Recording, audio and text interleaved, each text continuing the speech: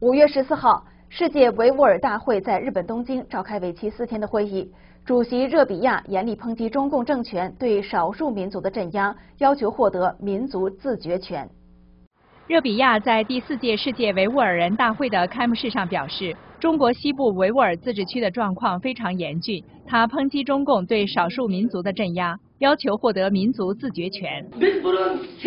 在我们争取自由和人权的时候，中共政府有系统地同化维吾尔人。现在我们面临生存的威胁。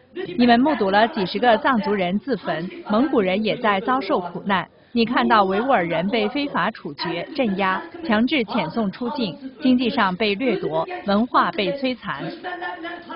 热比亚说，会继续和平抗争，直到中共停止镇压，改变独裁专制。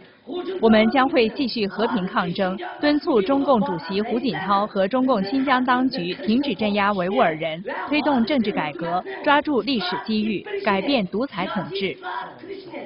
热比亚还呼吁国际社会不要为了分食中国的经济大饼而做出违背人权的交易。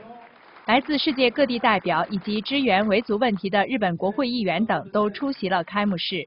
日本国会议员平沼纠夫说：“维护每个人的自由是所有人类最重要的课题，我们永远不应该允许中共暴力镇压人们的自由。”与会各国代表呼吁国际社会关注新疆维吾尔人的人权状况。新唐人记者王晨光综合报道。